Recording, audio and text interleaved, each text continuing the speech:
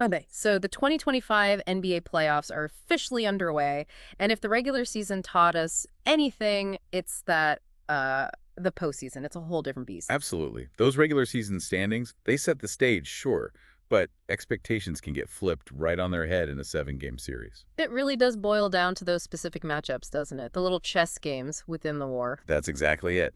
It's about strategy, counters, individual brilliance, and sometimes just sheer will. And that's precisely our focus for this deep dive. Okay. We're moving past just the seedings and looking at the first round matchups that honestly look the most compelling. Yeah, the ones that could really swing a series. Our main guide here is a great piece from The Ringer, 2025 NBA playoffs, the matchups that will decide the first round.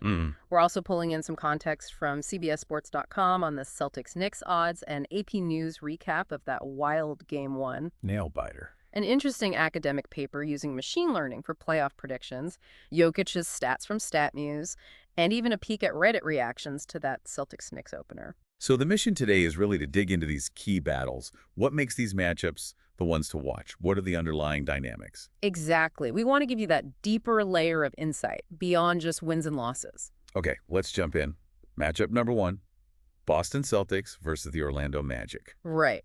Now, before the season, there was some buzz, Yeah. that Orlando could potentially be a tough out for Boston. There was, but as the Ringer points out, injuries really kind of derailed their chemistry, especially on offense. They ended up ranked near the bottom, like 27th in offensive rating, 28th in true shooting. Ouch. But here's the twist, right? Despite those offensive struggles, Their defense is built, almost specifically it seems, to counter what Boston does best. which is shoot the three, Orlando allowed the fewest three-point attempts in the whole league. And Boston. They took the most. By a mile, like 480 more than the next team. Yeah. Their whole offense is geared around that shot. So it's a total clash of styles. Boston wants to bomb away from deep. Orlando wants to completely prevent those looks. They're not just contesting. They're sprinting guys off the line, trying to eradicate open threes altogether. It's about philosophy. And the regular season games between them actually back this up. The Ringer notes, Boston had their lowest and fourth lowest three-point attempt games against Orlando. Yeah, that's telling, isn't it? Yeah. Orlando's plan was clearly having an effect. So how do they do it? What are the tactics? Well, it involves a lot of switching on screens. They seem okay living with some mismatches that creates. Okay. And crucially, they don't overhelp from the perimeter. They pressure the ball, force drives. And then collapse at the rim. Exactly. They converge hard. They prioritize closing out in a way that might even lead to fouls rather than giving up easy layups. Yeah. And they almost never double-team the post. Boston. They just have so much offensive firepower, don't they? Tatum, Brown, Holiday, White, Porzingis. That's the counterpoint, right? Right. You can have a great scheme, but individual talent can break almost anything. These guys are smart, too. They can read defenses, exploit rotations. Use counters like flip ball screens if Orlando gets too predictable. They'll force adjustments. And there are other factors, too. Orlando fouls a lot, third most. Boston, second fewest. Interesting dynamic there. Orlando also gets to the free throw line more. Both play slow. And Orlando scores a lot off turnovers, but Boston protects the ball really well. So the big question is, can Orlando's specialized three-point defense really shut down Boston's high-volume attack? Or does Boston's talent and adaptability just overwhelm them in the end? That feels like the core of the series. Absolutely. Let's shift to the next one. Steph Curry versus Amin Thompson. Oh, this is going to be fun. The Ringer calls it must-see TV. Greatest shooter ever against this young, freakishly athletic defender. Yeah, the description was Tony Allen with Olympic-level athleticism. That's quite the comparison. High praise. It's a huge individual battle, and Thompson actually had some real success in their last meeting, didn't he? He did. Curry had, more turnovers than points. Shot 1 for 10. Yeah. That's almost unheard of for Steph. So what was Houston doing defensively? Just relentless pressure. Switching everything off ball with Curry and blitzing basically every single pick and roll he ran. Just trying to get the ball out of his hand. Pretty much.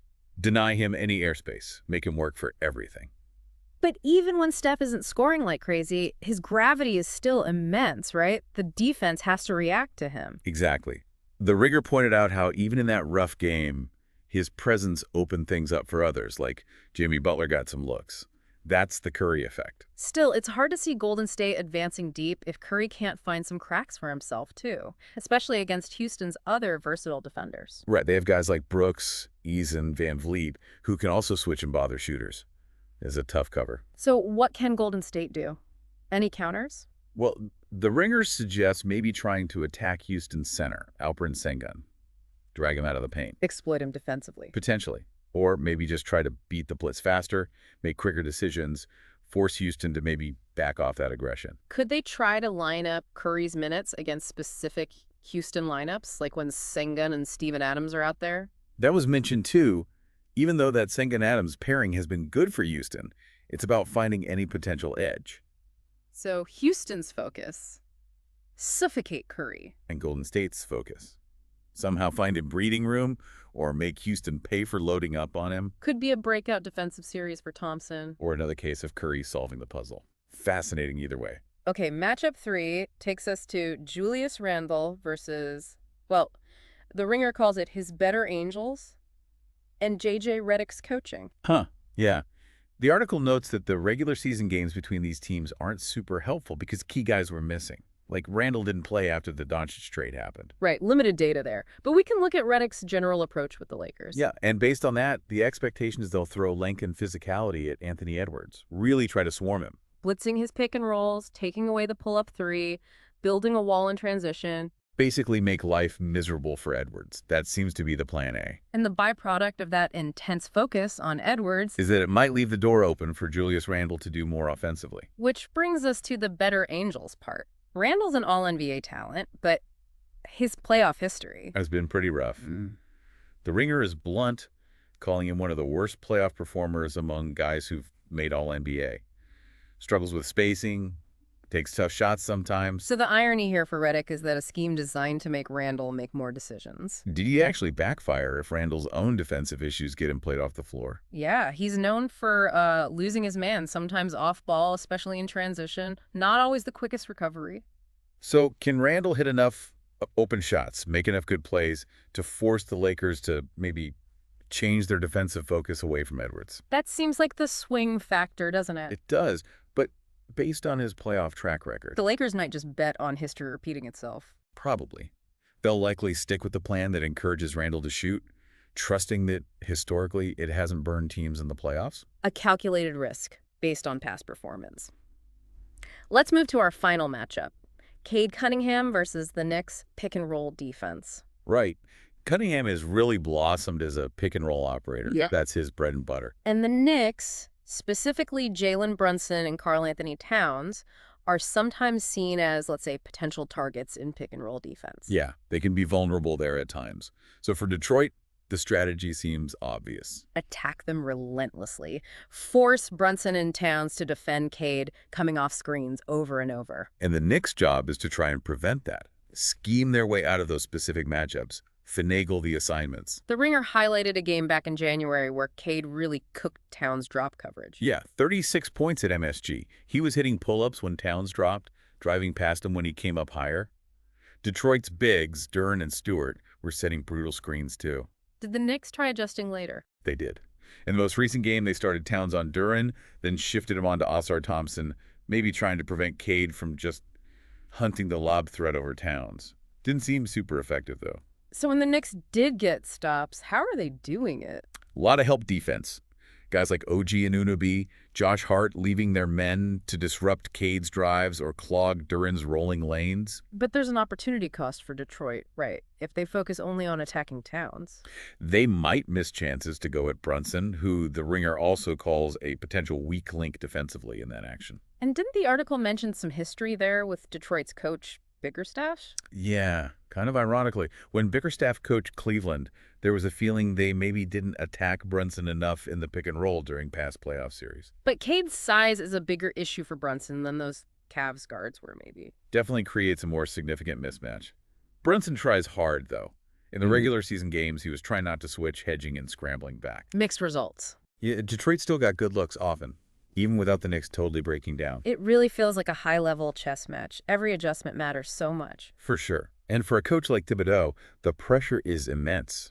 The article even hinted his job security might be tied to figuring out how to slow Cade down. Wow. Okay, speaking of the Knicks, let's get to that big update. Knicks versus Celtics, Game 1. Yeah, huge news. AP News reporting the Knicks pulled off a massive comeback, down 20 points. In Boston. In Boston. And they won 108-105 in overtime. Mikal Bridges with a steal at the end to seal it. Just incredible. Especially because, as CBS Sports noted before the series, Boston was a pretty heavy favorite. Oh, yeah. This win gives the Knicks a massive boost, stealing home court right away. Though, interestingly, CBS Sports still has the Celtics favored to win the series overall, even after that loss. It tells you how highly Vegas and the markets rate Boston, I guess. But momentum is a real thing. What went wrong for Boston in Game 1, according to the AP recap? Shooting. Historically bad three-point shooting. They missed an NBA playoff record 45 threes, went 15 for 60. Yikes. You just can't win like that usually. Not often, no. Brunson and Anunoby were huge for the Knicks, 29 points each. Tatum and Brown both had 23 for Boston. Towns had a double-double for New York. And Porzingis missed the whole second half with an illness. Yeah, that definitely hurt Boston's spacing and rim protection. A tough break for them. So Knicks grabbed the lead in OT, held on despite a late Brown 3. And Bridges came up with the clutch steal. Just a wild finish. Game 2 is Wednesday, May 7th. That's going to be intense. Absolutely. And you mentioned the Reddit reactions. Yeah, lots of talk about Brunson being clutch, questions about Boston's shot selection and Missoula's strategy, and some confusion about Korean commentary suddenly appearing on League Pass during a key play. You never know what you'll find online. Mm. Okay, let's switch gears a bit to that machine learning paper. Right, from ITM Web of Conferences, using historical team stats from like 1947 to 2024 to predict playoff qualification. They tested a few different models: logistic regression, KNN, random forest, elastic net, used cross-validation to check performance. And the winner was? Random forest came out on top, had the best ROC-AUC score, .841, which is pretty strong. Means it was good at telling playoff teams from non-playoff teams based on those stats. So basically, the random forest model was best at finding the complex patterns in team stats that correlate with making the playoffs. Exactly. It just highlights how powerful these machine learning tools are getting for sports analytics. Better predictions. Though the study also mentioned limitations, right? Like needing more data? Yeah, they suggested future work could add player-level stats, maybe even coaching strategies, to make the models even better. Always room for improvement. Cool stuff. And finally, let's quickly touch on Nikola Jokic's playoff performance so far via StatMuse. The usual dominance, really. Through 8 games, averaging 26.3 points, 12.9 rebounds, 9.6 assists. Just ridiculous numbers. Nearly a triple-double average. And he had that huge 42-point game against OKC recently. Yep, and other strong games against the Clippers before that. He's just consistently great. And the Nuggets as a team. They're doing well. 4th in offensive rating in the playoffs. Solid net rating. And they're currently up 1-0 on OKC. And Jokic himself ranks near the top in basically all the major categories: points, rebounds, assists. No surprise there. He remains the engine for Denver. Okay, so wrapping up this deep dive, we've looked at Orlando trying to stifle Boston's threes, the Curry versus Thompson duel. The whole Randall situation against the Lakers defense focused on Edwards and Cade Cunningham attacking the Knicks pick-and-roll coverage. Plus, we saw the unpredictable happen with that Knicks Game 1 win. Absolutely. It just shows how these specific matchups, these tactical battles, they really do decide things. This is not just about the names on the jerseys. Hopefully digging into these details gives you a richer way to watch these games unfold, to see the strategy behind the highlights. For sure. Those little adjustments, those individual wins within the game, that's where the real story often lies. So here's a final thought to leave you with. We just talked about that machine learning model getting pretty good at predicting playoff qualification based on past team stats. Right, using historical data. But how much can even the best algorithm account for the stuff we've been discussing today? The specific player versus player dynamics in this series, the coaching adjustments made on the fly, the pressure, the injuries, maybe even just a player getting unexpectedly hot or cold. That's the question, isn't it? How much do those uniquely human elements, the strategy, the psychology, the sheer unpredictability of individual performance under pressure, how much do they still defy purely data-driven predictions? What's left that the machines can't quite capture yet?